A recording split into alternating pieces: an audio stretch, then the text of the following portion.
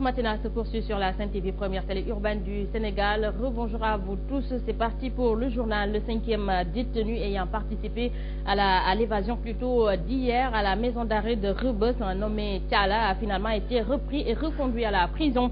Une évasion a eu lieu en effet hier à la maison d'arrêt de Rebeuss et 5 détenus ont essayé de forcer le passage. Les gardes pénitentiaires leur ont opposé une résistance farouche et ont pu maîtriser les 3 et 2 ont réussi finalement à franchir le portail de la prison pour se fondre dans la nature. Une chasse à l'homme a ensuite été organisée et l'un des détenus en cavale, un certain Bangoura, c'est un Malien, a finalement été retrouvé et reconduit en prison vers les coups de 15 heures. Plus de détails avec Goronaglo.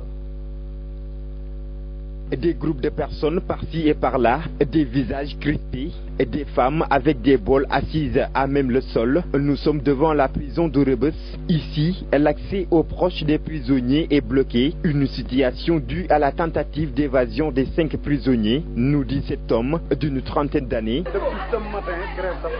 Il y a plus de 4000 prisonniers dans cette maison d'arrêt et c'est trop. La vie à Rebeuss est très difficile. Je dirais que les gardes pénitentiaires sont un peu responsables de cette situation. Bien vrai qu'il y a 5 prisonniers qui essayaient de s'évader. Rebeuss, c'est une autre vie.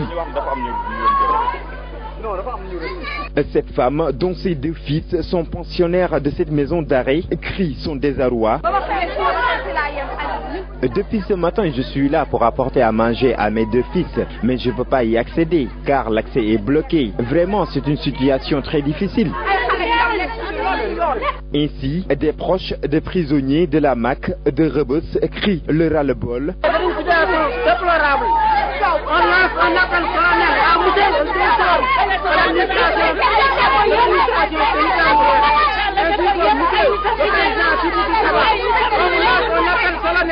Parmi les 5 prisonniers qui tentaient de s'évader, 3 ont été appréhendés et les 2 autres sont à présent activement recherchés par la police. Voilà, Goronaglo, merci à vous. Prévenir les grossesses en milieu scolaire, c'est le combat que mène l'ONG Pipi Global en collaboration avec l'association des journalistes en santé.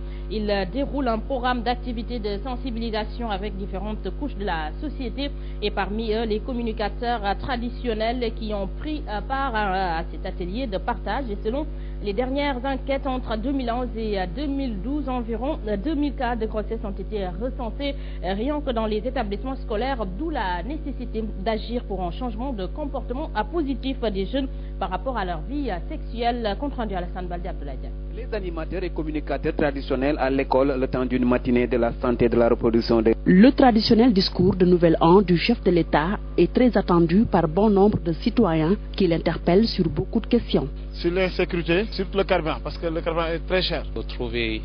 Voilà, donc nous nous excusons pour ces quelques problèmes techniques et autres informations sur la réduction du coût de la vie, apaisement du secteur éducatif, entre autres questions très attendues par les Sénégalais à l'occasion du discours de Nouvel An du chef de l'État. Nous avons donc rencontré certains d'entre eux. Ils souhaitent de meilleures conditions de vie. Ndeye Dimeda. Le traditionnel discours de Nouvel An du chef de l'État est très attendu par bon nombre de citoyens qui l'interpellent sur beaucoup de questions. Sur l'insécurité, sur le carburant, parce que le carburant est très cher. Il faut trouver surtout les écoles de formation professionnelle pour que les jeunes à la sortie de leur diplôme, après ils pourront s'insérer. Cet économiste, lui, n'attend pas grand-chose du discours de Macky Sall concernant les grands segments de l'économie. Peut-être une réduction du coût du carburant, pense-t-il. La baisse des prix du carburant. Au-delà de cette baisse qui est très normale et souhaitée depuis très longtemps, je n'attends pas autre chose, si ce n'est qu'avec les retraités, le président doit réajuster aussi le traitement mensuel qu'il a promis. Le président peut revenir sur ce qu'il avait promis sur les conseils décentralisés ministériels, sur le programme trimestriel. Non, il n'y a que le PUDC. Je n'ai pas espoir qu'autre chose est possible. Certaines mesures prises par le chef de l'État, un échec de la vie de ces Sénégalais, il souhaite que le président mette l'accent sur l'enseignement. On sait nettement qu'actuellement, avec tout ce qui s'est passé l'année passée, cette année on attendait à une année scolaire apaisée. Pour l'allocation, moi je dirais que bon, c'est un échec. Les mesures qui ont été mises en place ne sont pas respectées. Même si on l'attend sur cette question, je ne pense pas qu'il reviendra sur cette question. J'aurais bien aimé vraiment qu'ils pensent sur le niveau de vie des Sénégalais, parce que vraiment notre pays va mal et on aurait bien aimé que la pauvreté puisse être anéantie pour que les gens se sentent mieux.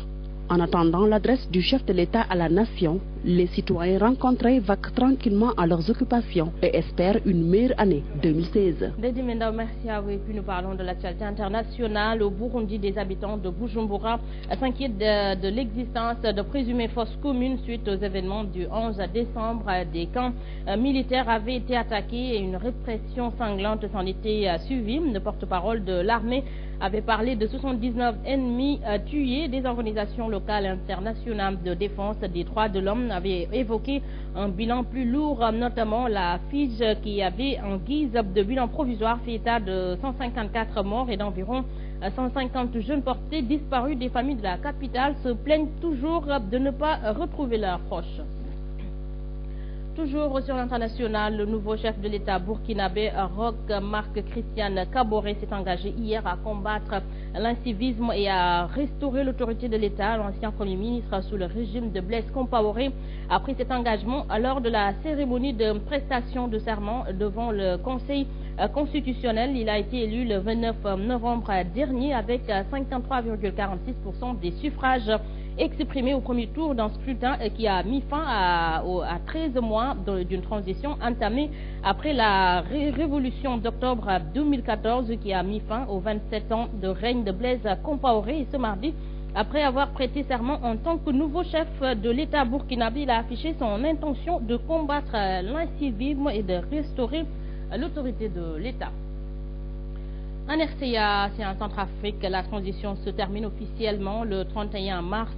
Le premier tour de la présidentielle et des législatives a eu lieu ce mercredi partout dans le pays. Enfin, disent les Centrafricains, le scrutin doit tourner la page de 3 ans d'incertitude et permettre au pays de sortir de la spirale de violence, et le scrutin est très ouvert.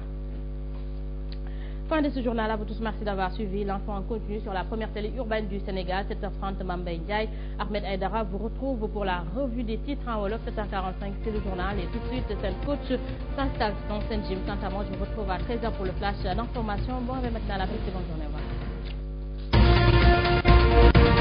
revoir.